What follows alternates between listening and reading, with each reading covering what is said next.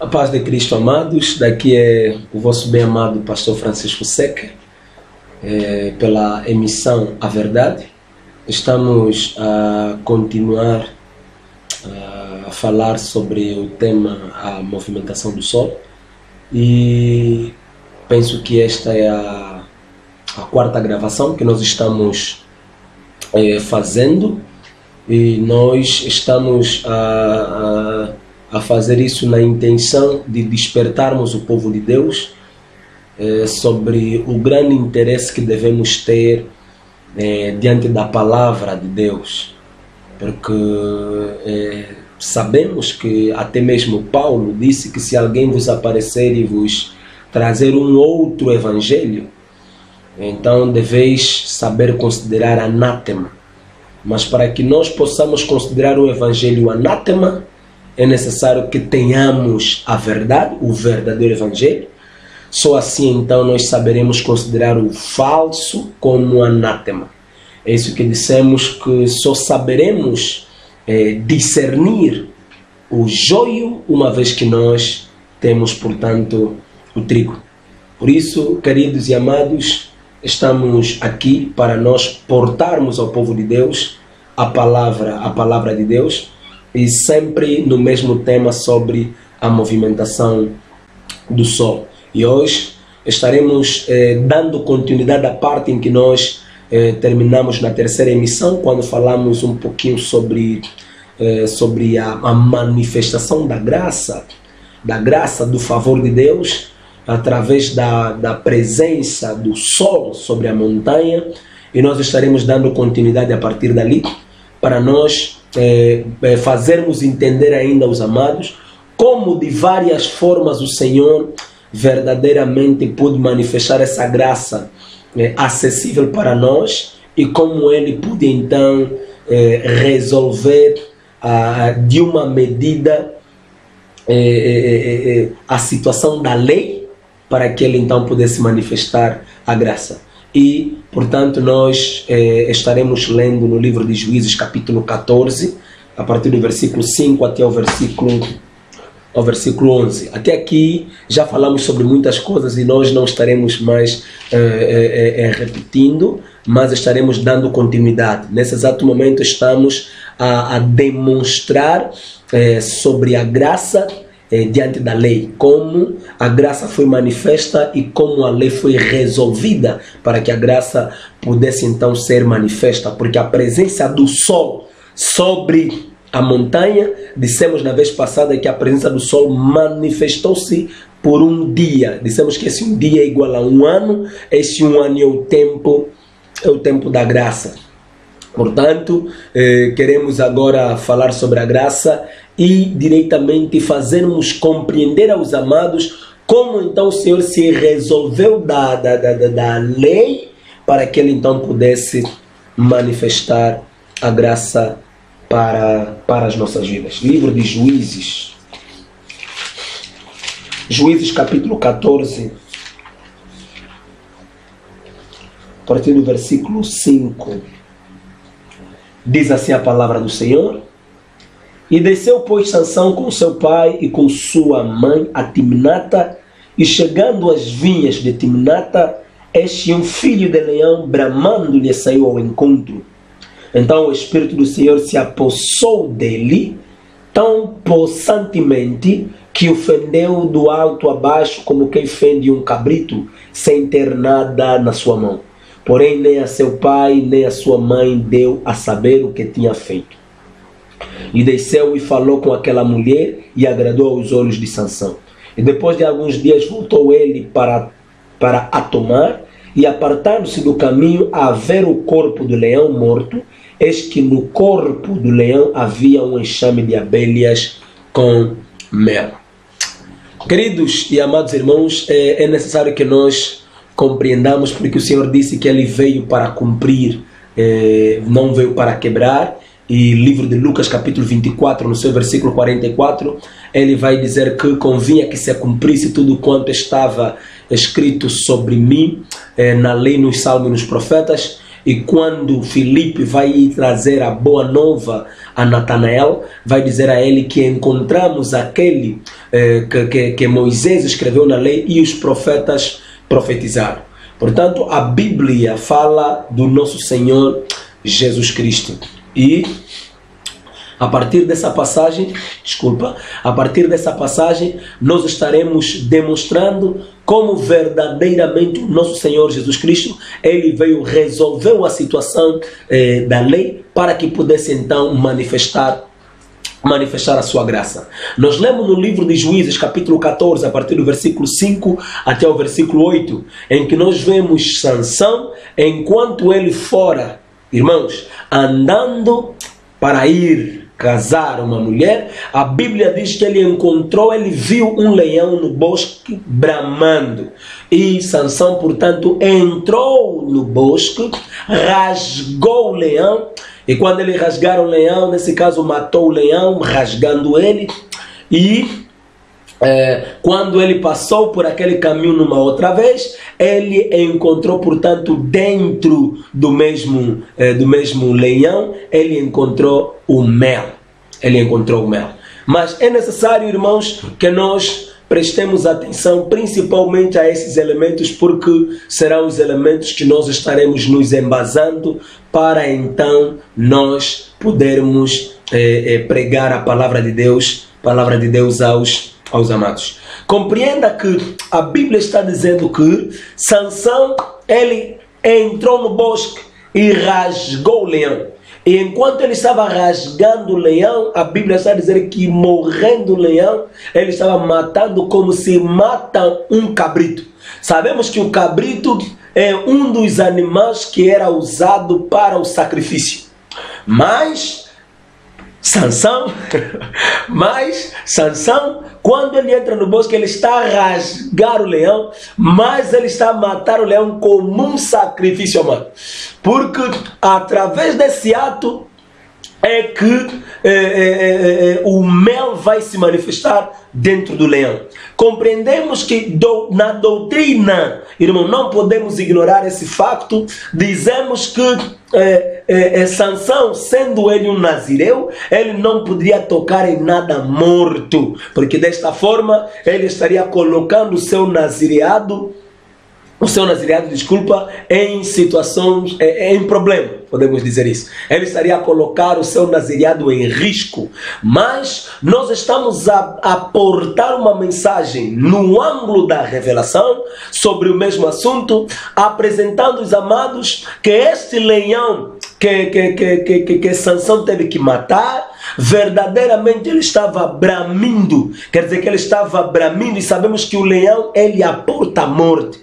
O leão, ele aporta a morte. A manifestação do leão, irmão, é a manifestação da morte. Por isso nós concluímos a partir, queridos e amados irmãos, dessa passagem, que o leão fala da lei, porque a lei aporta a morte. Mas era necessário que o leão morresse, era necessário que Sansão, ele mesmo pudesse matar o leão, para que através da morte do leão o mel fosse manifesto.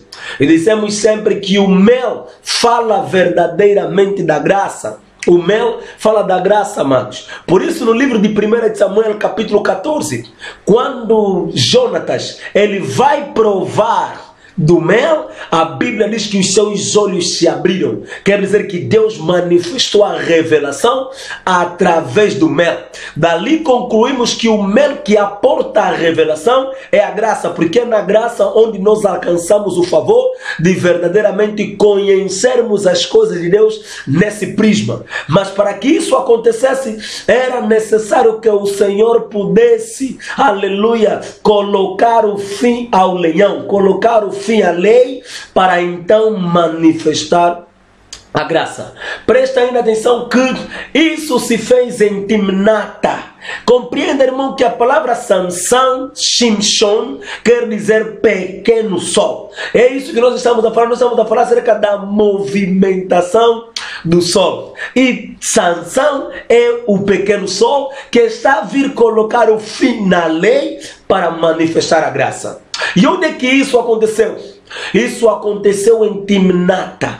O que era Timnata? Timnata era uma região fronteiriça entre a tribo de Judá e a tribo de Dan. A tribo de Judá era a tribo que ficava em frente na movimentação do acampamento de Israel. E a tribo de Dan ficava atrás. Dan verdadeiramente é a serpente, porque quando nós lemos livro de Gênesis capítulo 49, é necessário que nós possamos ler Gênesis 49. Ok. Gênesis 49. Vou ler o versículo 16. Dan julgará o seu povo como uma das tribos de Israel. Dan será serpente junto ao caminho, uma víbora junto à vereda, que morde os calcanhares do cavalo e faz cair o seu cavaleiro por detrás. Por isso é que começamos a dizer que Dan verdadeiramente representa a serpente. E Judá, amado, todos nós sabemos o leão da tribo de Judá. Então, Judá verdadeiramente fala do leão. Se nós lermos também no livro de Gênesis 49, no seu versículo 8, Judá, a ti te louvarão os teus irmãos, a tua mão será sobre o pescoço dos teus inimigos, os filhos do teu pai a ti se inclinarão. Judá é um leãozinho, da presa subiste, filho meu, encurva-se e deita-se como um leão, e como um leão velho, quem o despertará? Queridos e amados irmãos, dali vemos que Judá fala do leão e Dan fala da serpente. Mas, sabendo nós que Judá ficava em frente da movimentação do acampamento de Israel, e Dan ficava logo atrás, então vemos que Judá é a cabeça e Dan é a cauda. Portanto, Timnata é o lugar em que a cauda, porque era a região fronteiriça, era ali a fronteira do território que Judá ocupava, e Dan ocupava. A fronteira era chamada de Timnata. É o mesmo lugar onde Sansão vai ir matar, queridos e amados irmãos, o leão, para manifestar o mel. E nós começamos a dizer que o leão representa a lei e o mel representa a graça. Quer dizer que é neste lugar onde Sansão está a ir dar o fim à lei para manifestar a graça. O verdadeiro Sansão é o nosso Senhor Jesus Cristo.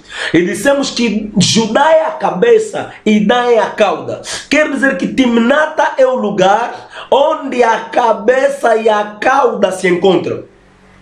Quer dizer que Timnata é o lugar onde a força e a fraqueza se encontram. Quer dizer, Timnata é o lugar onde o cedro onde o cedro e o isopo se encontram. Quer dizer, Timnata é o lugar onde o vertical e o horizontal se encontram. Porque o vertical fala de Deus e o horizontal fala da fraqueza, fala do homem. Quer dizer que Timnata é o lugar onde o divino e o humano se encontram. Queridos e amados irmãos, não vamos dar muita curva. Timnata verdadeiramente é a cruz, onde Deus, queridos e amados irmãos, julgou a carne, que é a parte humana, que verdadeiramente é a parte fraca, porque o Cristo representa a parte forte e Jesus representa a parte fraca. Mas nós vemos que é na cruz onde verdadeiramente a parte forte e a parte fraca, aleluia, manifestaram-se de tal forma que através da morte da carne, portanto, o fim da lei foi concedido. Porque nós sabemos que existe Moisés tempo e existe Moisés pessoa. Moisés pessoa morreu em Deuteronômio capítulo 34. Mas Moisés tempo morreu, queridos e amados irmãos, na cruz. Porque foi na cruz onde o Senhor concedeu fim à lei. Dali nós dissemos que tinha que ser em Timnata,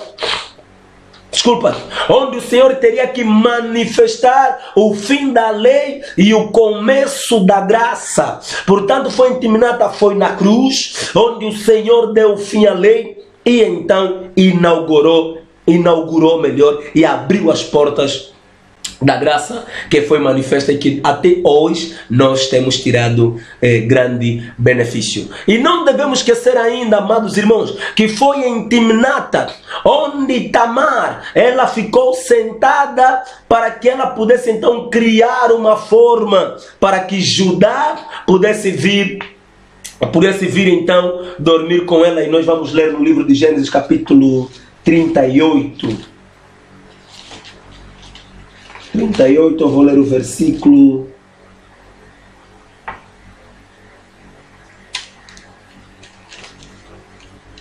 A partir do versículo 13. Gênesis 38, a partir do versículo 13. Diz assim: E deram aviso a Tamar, dizendo: Eis que o teu sogro sobe a Timnata, a tosquiar as suas ovelhas. Então ela tirou de sobre si os vestidos da sua viuvez, e cobriu-se com o véu, e disfarçou-se, e assentou-se à entrada das duas fontes que estão no caminho de Timnata, porque via que Sela já era grande e ela não lhe fora dada por mulher. E vendo-a Judá, teve-a por uma prostituta, porque ela tinha coberto o seu rosto. Dirigiu-se para ela no caminho e disse: Vem, peço-te, deixa-me entrar a ti, porquanto não sabia que era sua nora. E ela disse: Que darás para que entres a mim? Queridos e amados irmãos, não quero levar ainda nos muitos detalhes sobre o assunto, mas quero mostrar-vos que Timnata foi o mesmo lugar em que Judá foi encontrar Tamar, para desta feita então conceder a ela a semente. Porque sabemos que Tamar havia casado com o primeiro filho de Judá, que era Er. Er não conseguiu dar filho a Tamar. Também depois, para cumprir o direito do levirato, Onã, que era o cunhado, teve que tomar Tamar para lhe conceder filho, e este também não queria, e Deus o matou, do jeito que a Bíblia nos diz. E Selá, portanto, era uma criança, não havia então, não tinha como Tamar ser dada a Selá. Diretamente compreendemos que os três filhos, não puderam conceder semente, não puderam conceder filho a Tamar. Era necessário que o próprio pai viesse como filho, porque quando Judá, queridos e amados irmãos, está saindo do lugar onde ele estava e veio em Timnata para vir encontrar Tamar, ele está saindo de um lugar para vir no outro lugar. A movimentação, queridos e amados irmãos do sol. Mas só que quando ele está a vir nesse outro lugar, ele está a vir e está a dormir com Tamar como filho.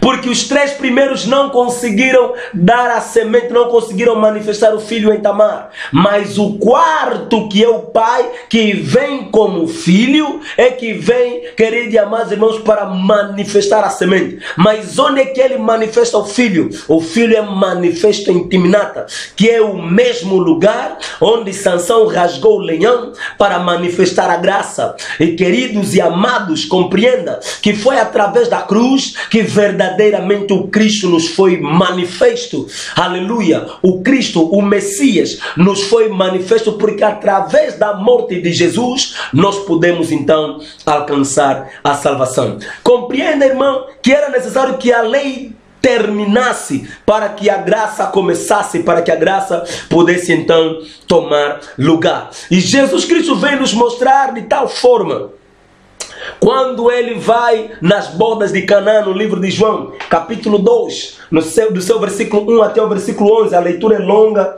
portanto não vamos poder ler tudo. João 2,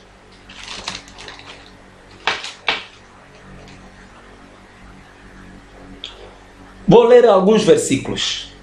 E ao terceiro dia fizeram-se umas bodas em Canaã da Galileia, e estava ali a mãe de Jesus, e foi também convidado Jesus e os seus discípulos para as bodas.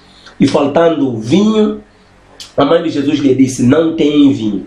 Disse-lhe Jesus: Mulher, que tenho eu contigo? Ainda não é chegada a minha hora. Sua mãe disse aos serventes: Fazei tudo quanto ele vos disser. E estavam ali postas 6 talhas de pedra para as purificações dos judeus, e em cada uma cabiam 2 ou 3 almudes. Disse-lhe Jesus: Enchei de água essas talhas, e encheram-nas até cima. E disse-lhes: Tirai agora e levai ao mestre Sala. E levaram.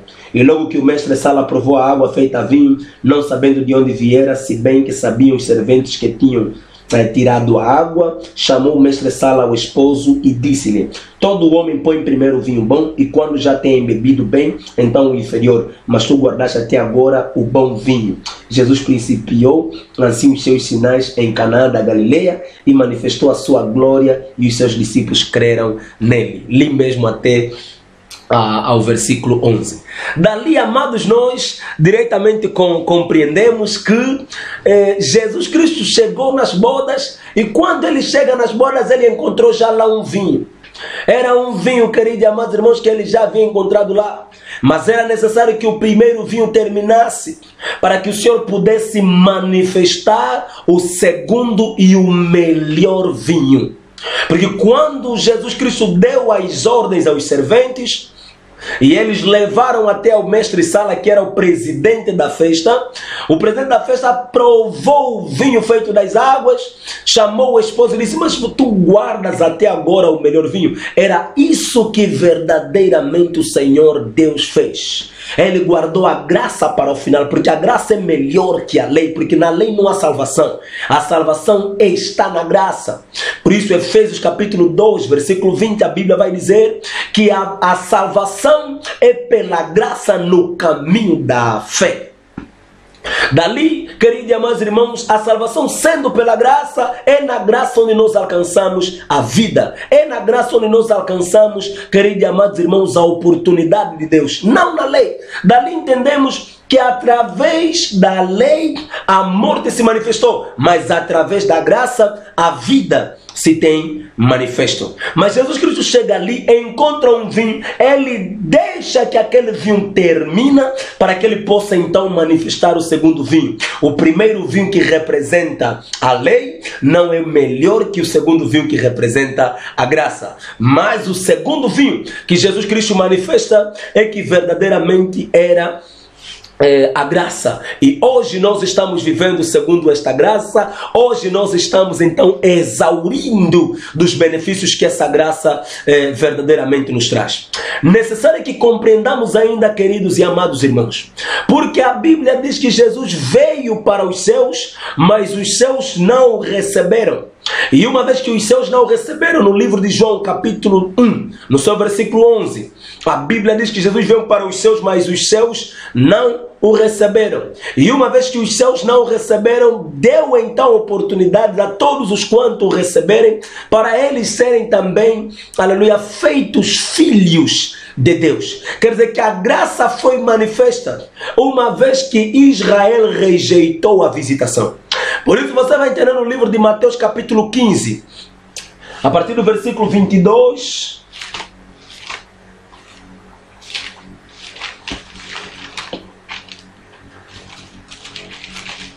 Mateus 15, 22. E partindo Jesus dali, foi para as partes de Tiro e Sidom. Tiro e Sidom eram nações. E eis que uma mulher cananeia, era cananeia, que saíra daquelas cercanias, clamou dizendo: Senhor, filho de Davi, tem misericórdia de mim, que minha filha está miseravelmente endemoniada. Mas ele não lhe respondeu palavra. E os seus discípulos, chegando ao pé dele, rogaram-lhe, dizendo: despede-a, que vem gritando atrás de nós. E ele respondendo disse: eu não fui enviado senão as ovelhas perdidas da casa de Israel. Então chegou ela e adorou, dizendo: Senhor, socorre-me. Ele, porém, respondendo, disse: não é bom pegar no pão dos filhos e deitá-lo aos cachorrinhos. Queridos e amados, preste atenção no que a mulher vai dizer. E ela disse: sim, Senhor, mas também os cachorrinhos comem das migalhas que caem da mesa dos seus senhores. Diretamente, queridos e amados irmãos, a mulher vai responder dizendo que aquilo que é menosprezado pelos filhos na mesa, aquelas migalhas de pão que eles menosprezam, que eles fazem cair, é o que beneficia os cachorrinhos. Jesus Cristo estava chamando aquela mulher de cachorrinho, sim. E quando nós lemos no livro de Levíticos, vemos que os cachorrinhos ou os cães eram também animais que faziam parte da lista dos animais impuros. Quer dizer que todos os animais impuros, queridos e amados irmãos, era assim que o Senhor passou a tratar as nações. As nações eram os animais impuros.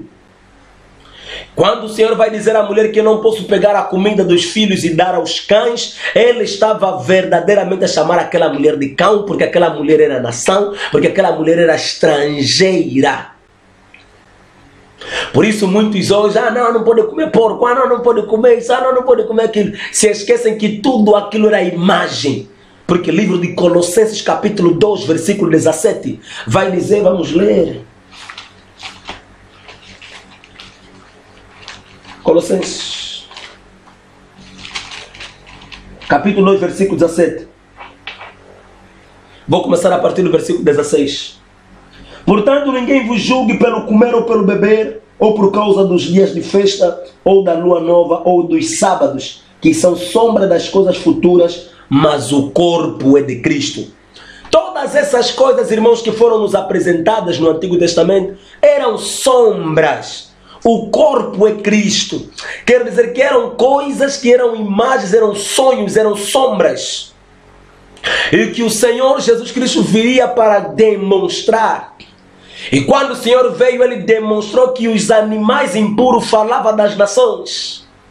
Por isso no livro de Atos capítulo 10, quando Cornélio, que era também das nações, vai alcançar o favor de Deus para entrar na salvação, a Bíblia diz que Deus vai mostrar quando Pedro vai subir no terraço para orar. A Bíblia vai dizer que Deus vai trazer para Pedro um lençol que estava amarrado nas suas 4 pontas. As 4 pontas falam dos 4 pontos cardeais da terra. Quer dizer que Deus estava agora trazendo dos 4 cantos as nações, dos 4 confins, para também alcançarem, queridos e amados irmãos, a salvação. E dentro daquele lençol se encontravam toda sorte de animais impuros, quer dizer, os animais impuros recolhidos dos 4 cantos. E preste atenção, irmão, que os animais impuros, amados, verdadeiramente falam das nações. Quando, amados, Noé terminou a construção da arca, ele terminou a construção da arca, fez entrar sua família, depois é que ele foi na floresta ir à busca. Irmão, até mesmo Paulo vai falar acerca do povo de perto e o povo de longe, no livro de Efésios. O povo de perto é Israel e o povo de longe são as nações.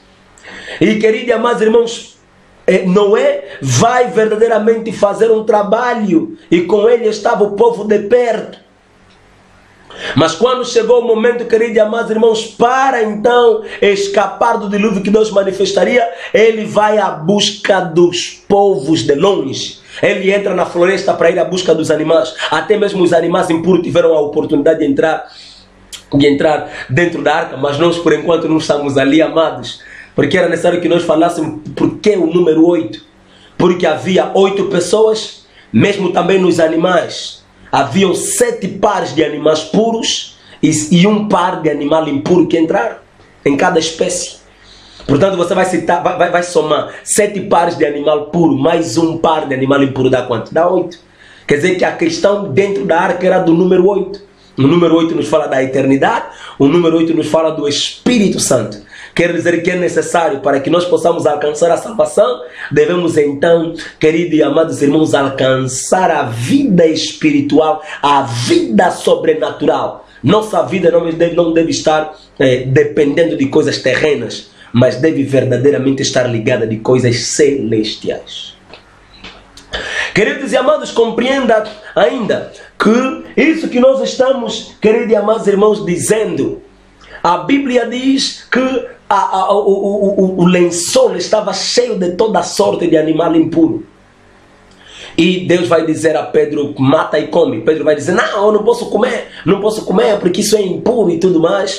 Nunca comi nada que é impuro. Deus vai lhe dizer, por que tu consideras impuro aquilo que eu santifiquei? Porque as nações eram consideradas impuras, mas uma vez que Cornélio, que pertencia às nações, havia alcançado o favor de entrar, então era a santificação de Deus aos animais impuros, irmão. Quer dizer que até mesmo os porcos, cães, todos esses animais, morcego, avestruz, a águia, todos esses animais impuros do Antigo Testamento falava das nações.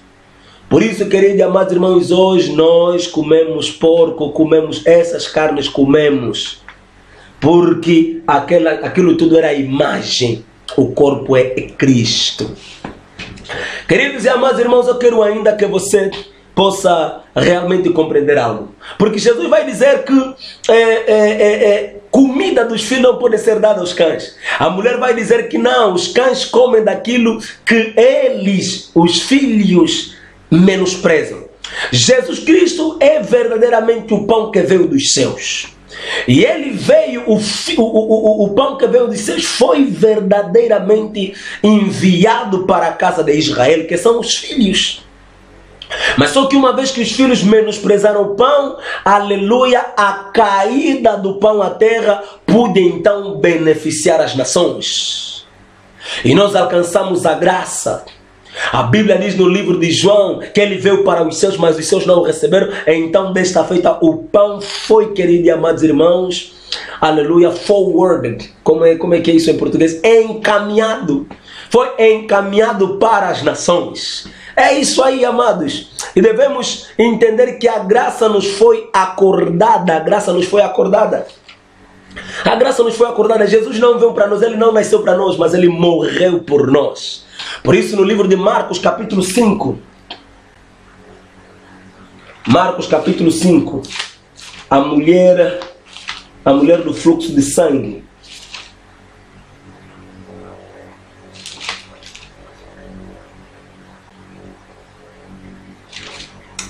Marcos, capítulo 5, a partir do versículo 21. E passando Jesus outra vez num barco para outra banda, ajuntou-se a ele uma grande multidão, e ele estava junto do mar. E eis que chegou um dos principais da sinagoga, por nome de Jairo, e vendo, prostrou-se aos seus pés. E rogava-lhe muito, dizendo, minha filha está moribunda, rogo-te que venhas e lhe imponhas as mãos, para que sare e viva. E foi com ele, e seguia-o uma grande multidão que o apertava. E certa mulher que havia 12 anos tinha um fluxo de sangue, e que havia padecido muito com muitos médicos, e despendido tudo quanto tinha, nada lhe aproveitando isso, antes indo a pior. Ouvindo falar de Jesus, veio por detrás, entre a multidão, e tocou no seu vestido, porque dizia, se tão somente tocar nos seus vestidos, sararei. E logo se lhe secou a fonte do seu sangue, e sentiu no seu corpo estar já curado daquele mal.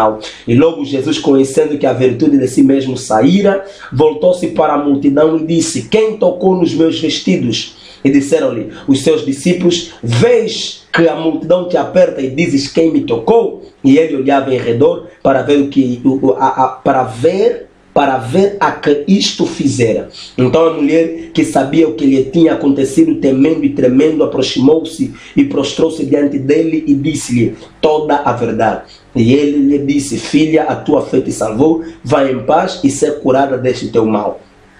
Estando ele ainda falando, chegaram alguns dos principais da sinagoga, a quem disseram, a tua filha está morta, para que enfadas mais o mestre? E Jesus, tendo ouvido estas palavras, disse ao principal da sinagoga, não temas, crê somente. E não permitiu que alguém o seguisse, a não ser Pedro, Tiago e João, irmão de Tiago. E tendo chegado à casa do principal da sinagoga, viu o alvoroço e os que choravam muito e pranteavam.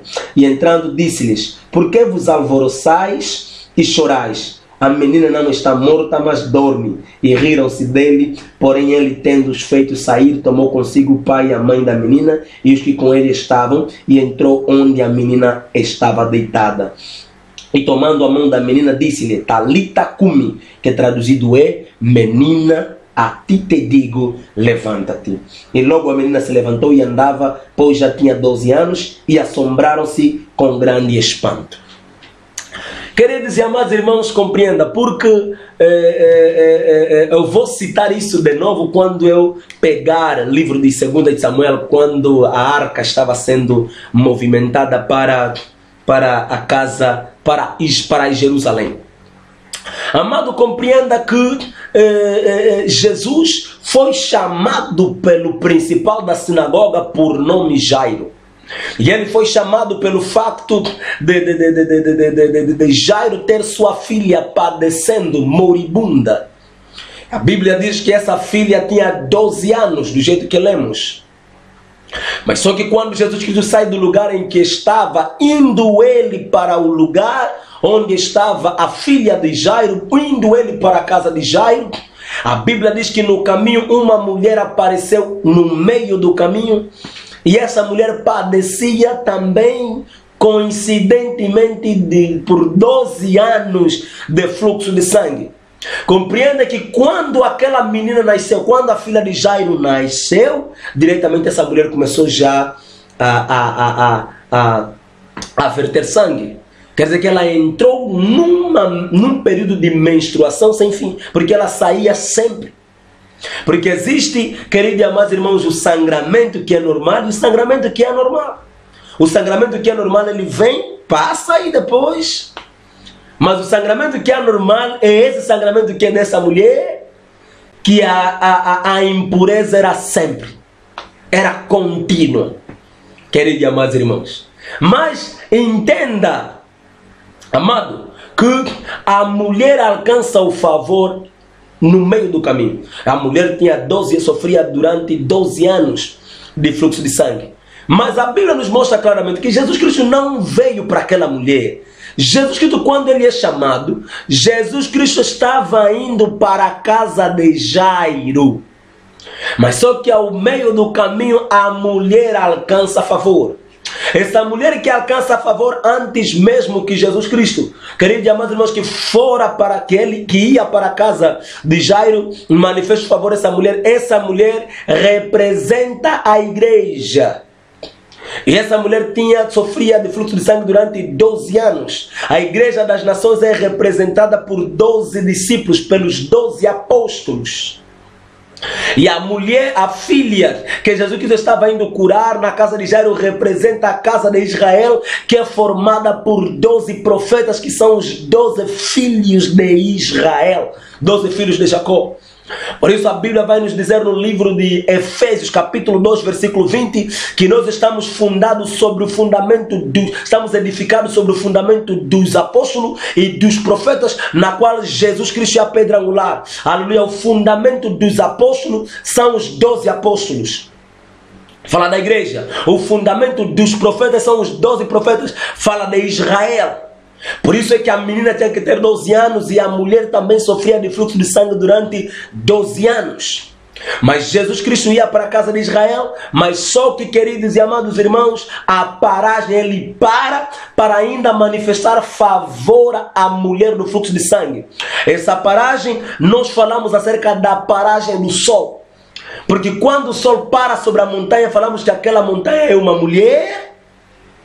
Manifesta a graça à mulher antes mesmo que ele continuasse a sua marcha, porque quando o sol para, ele manifesta a graça. Depois dele ter terminado de manifestar a graça, no livro de Josué capítulo 10, depois de Josué ter vencido a batalha e tudo mais, então o sol continua a sua marcha.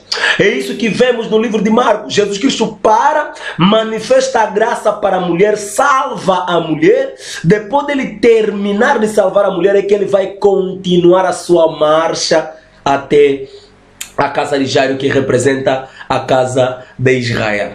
Queridos e amados irmãos, e entendemos isso também quando nós lemos no livro de 2 de Samuel, capítulo 6, versículo 1 até o versículo 12. A Bíblia nos fala de forma clara, 2 de Samuel 6,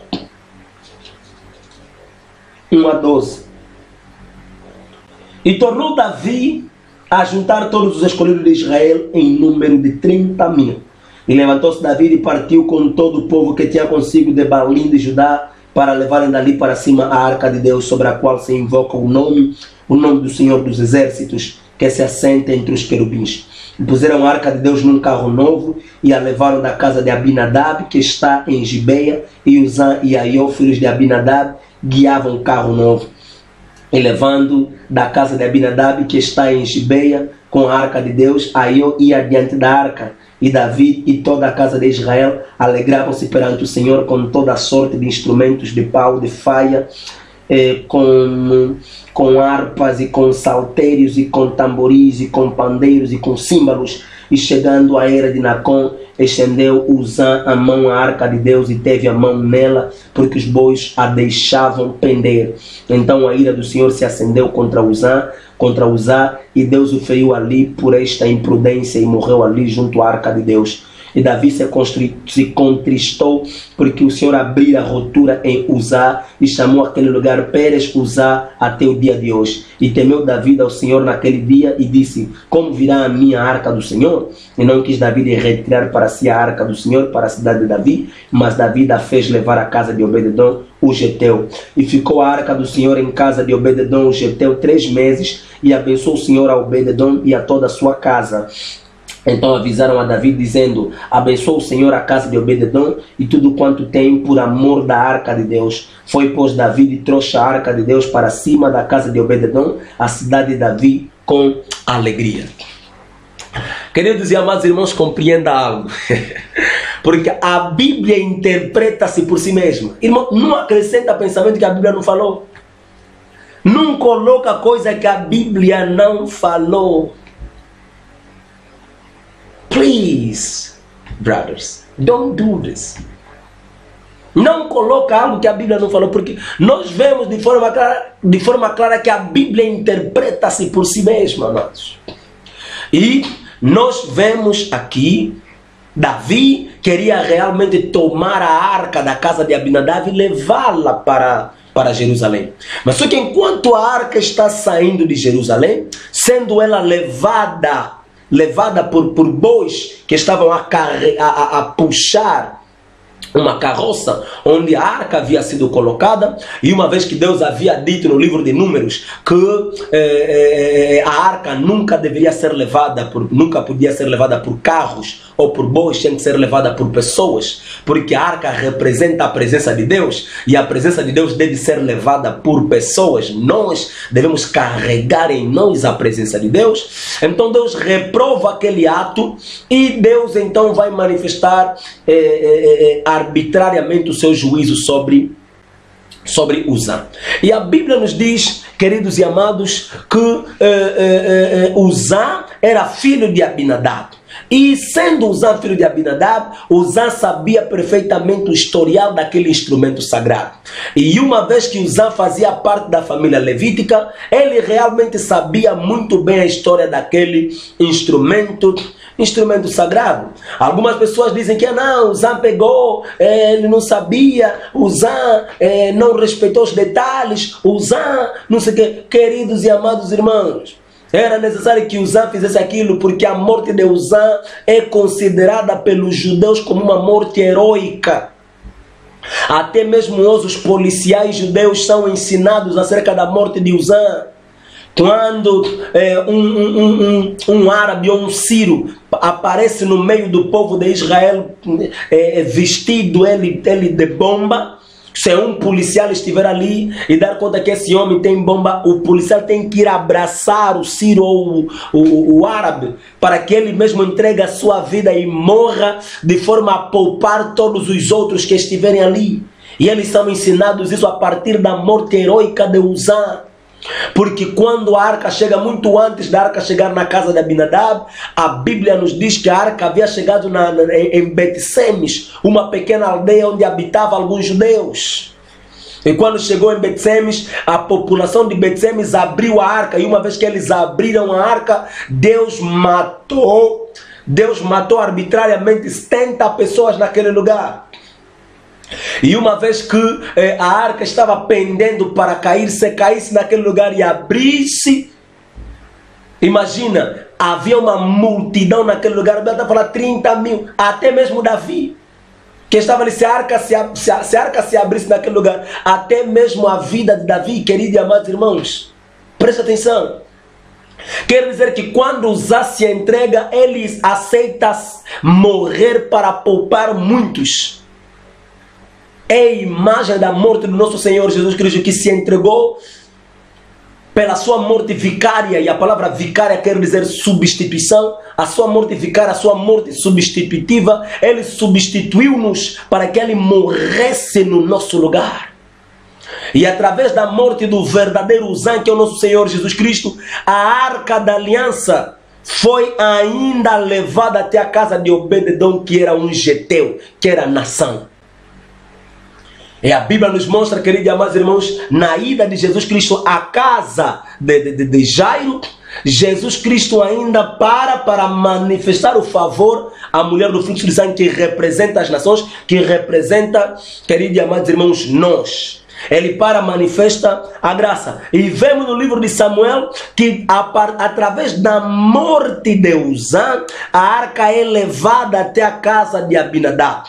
Depois da arca fazer um trabalho na casa de Abinadab, abençoar a casa de Abinadab, é que depois então a arca vai continuar a sua marcha até Jerusalém. A arca ia para Jerusalém, mas através da morte de Uzã, a arca foi desviada, foi encaminhada para a casa de Obed-edom. Nesse caso, através da morte de Jesus Cristo na cruz, é que o favor de Deus então foi manifesto às nações, e nós, portanto, alcançamos, queridos e amados irmãos, a salvação. E vemos claramente a viúva de Sarepta. Elias, ele deixa a casa de Israel por um tempo, ele deixa Israel e vai manifestar o favor. A viúva de Sarepta. A viúva de Sarepta fala das nações, fala de nós. Fala de nós que alcançamos o favor de Deus. Queridos e amados irmãos, alcançamos o favor de Deus. E Jesus por um tempo deixou a casa de Israel e veio manifestar a graça nas nossas vidas. E desta feita, queridos e amados irmãos, nós alcançamos o favor de Deus. E amados, verdadeiramente dali nós compreendemos como a movimentação do sol acontece. Está a sair de um lugar para ir num outro lugar, mas ele manifesta o favor a um certo povo. A vontade de Deus, amado, é que nós voltemos para aquela essência, que nós voltemos para o lugar em que nós um dia saímos, porque nós saímos da eternidade e nós voltaremos à eternidade. É isso que a parábola do filho pródigo, a parábola do bom samaritano nos mostra. Lucas capítulo 10, a Bíblia nos fala acerca da parábola do bom samaritano. Lucas capítulo 15 nos fala sobre a parábola do filho pródigo. E nós estaremos falando algumas coisas de forma breve para podermos então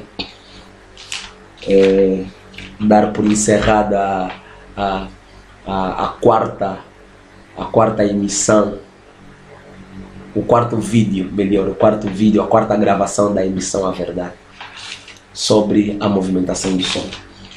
Ok, Lucas capítulo 10, a parábola do bom samaritano. E eis que se levantou um certo doutor da lei, tentando-o e dizendo: Mestre, que farei para herdar a vida eterna? E ele lhe disse, onde é que eu devo começar? Ele, porém, querendo justificar-se, versículo 29. Ele, porém, querendo justificar-se a si mesmo, disse a Jesus: E quem é o meu próximo? E respondendo Jesus, disse: Descia um homem de Jerusalém para Jericó, e caiu nas mãos dos salteadores, os quais o despojaram, e espancando, se retiraram e deixando meio morto. E ocasionalmente descia pelo mesmo caminho certo sacerdote, e vendo, passou de largo.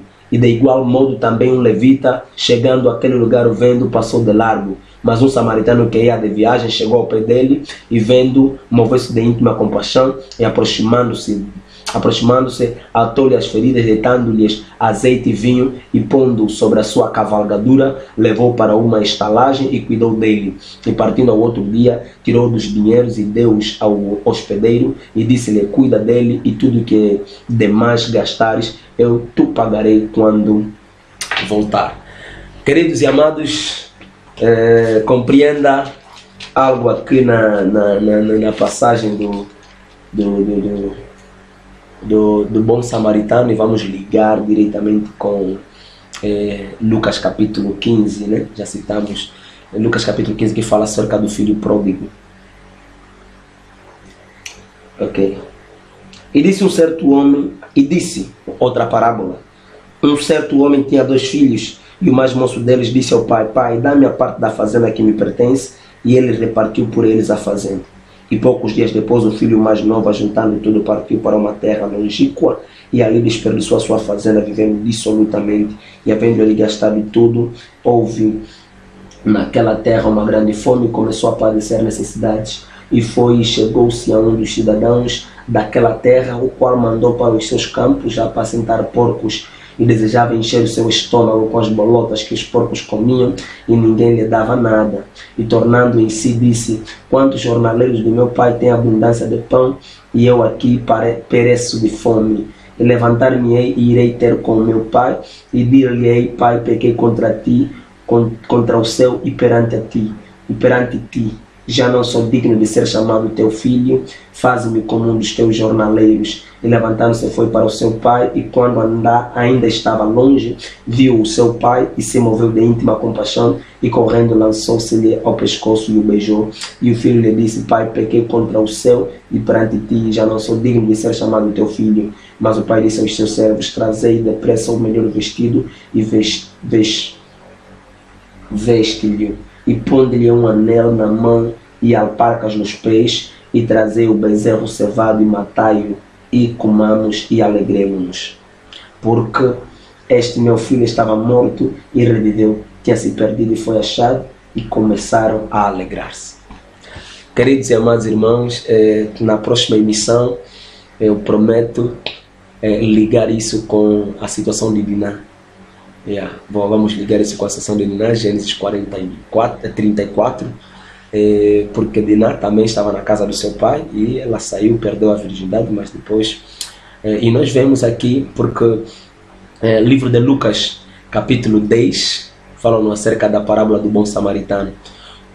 O homem que saía de um lugar para outro, né, ele saía de Jerusalém e ele descia para Jericó.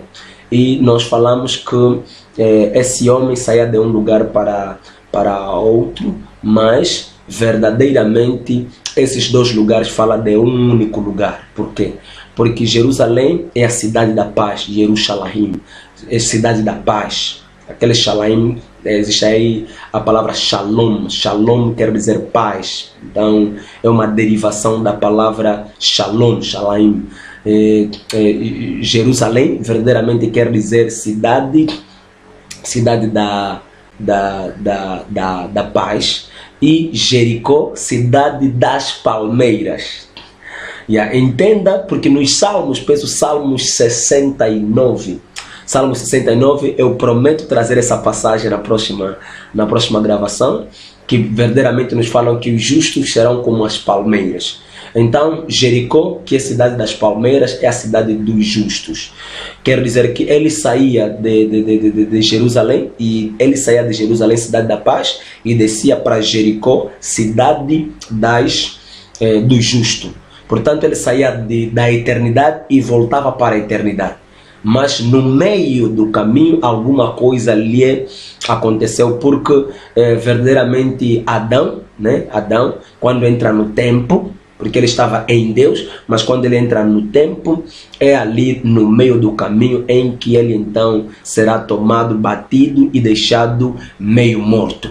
E o bom samaritano, o samaritano que verdadeiramente fala do nosso Senhor Jesus Cristo, ele vem então, nos encontra ao meio do caminho, que fomos batidos, e ele portanto nos vai levantar. Isso foi a obra da cruz que ele portanto nos levantou, para portanto nos conceder a graça de nós continuarmos o caminho para a eternidade.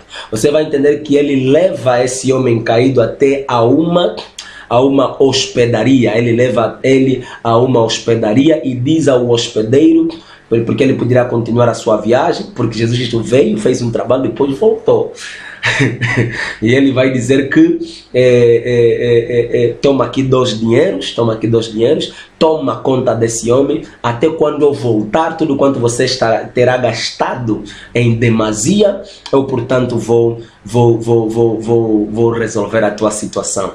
E entenda que quando esse senhor que deixou ali o homem que havia caído, que havia sido deixado meio morto, ele vai, mas ele diz que ele vai na promessa de voltar. Da mesma forma, o nosso Senhor Jesus Cristo, ele veio, fez um trabalho, nos resgatou, nos elevou e nos deixou numa hospedaria eficaz, legal, que é a melhor hospedaria, que é a igreja, onde ele nos deixou na mão dos ministros de Deus. E deu aos ministros de Deus a graça e a verdade, que são as 2 moedas que verdadeiramente ele nos deixou, porque livro de João, capítulo 1, penso que versículo 12.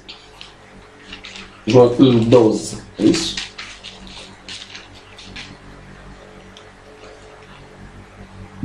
Melhor. Livro de João 1, 17. Porque a lei foi dada por Moisés, a graça e a verdade vieram por Jesus Cristo. Portanto, ele trouxe para nós a graça e a verdade e concedeu isso aos ministros para que através da graça e da verdade nos possam então tomar cuidado, mas com a promessa de que ele voltaria, queridos e amados irmãos. E tudo quanto nós, como ministro de Deus, nesse caso, sou pastor, e uma vez que eu estou tomando conta do rebanho do Senhor, tudo quanto eu vou gastar em demasia, quer dizer, jejuns, tudo aquilo que eu vou gastar em demasia, fora da graça e da verdade que o Senhor nos já tem concedido, ele, portanto, então, nos vai pagar. Entenda, queridos e amados irmãos, que esse homem saiu da eternidade, mas ele tinha que voltar para a eternidade. No meio do caminho, alguma coisa aconteceu. É a mesma imagem que nós vemos na parábola do filho pródigo, no livro de Lucas, capítulo 15. Porque este filho, ele havia saído, tomou de tudo quanto tinha, saiu da casa do seu pai, e então havia gastado tudo dissolutamente. Mas ele voltou à casa do seu pai, quer dizer, saiu da eternidade, foi no tempo, não soube como gerir, mas ele volta de novo à casa do seu pai, que é verdadeiramente a eternidade. E preste atenção que o filho mais velho verdadeiramente representa a casa de Israel, porque são eles que, portanto, não saíram. Nós, as nações, é que saímos e fomos gastar tudo dissolutamente, porque no livro de Êxodo, quando Deus vai enviar Moisés para ir falar a Faraó para fazer sair o povo de Israel, ele vai ir com a mensagem dizendo: faz sair o meu filho, o meu primogênito. Deus vai dizer a Faraó que faz sair o meu filho, vai chamar Israel de o primogênito. Sabemos que na parábola do filho pródigo, o irmão mais velho era o primogênito. Portanto, ele não saiu, mas nós, queridos e amados irmãos, é que saímos, mas pela graça voltamos sempre na casa do nosso Pai, onde nós alcançamos a graça, alcançamos a salvação e alcançamos então a aprovação de Deus. Queridos e amados, portanto, por hoje ficamos por aqui. Que Deus continue abençoando, abençoe a igreja, abençoe o ministério, abençoe os teus afazeres, e que Deus abençoe-nos a todos, abençoe o MCA, abençoe a minha igreja Cristã Visão Maranata, abençoe o meu pastor, o pastor Sandaquaia, e que o Senhor seja pela nação angolana. Que Deus abençoe.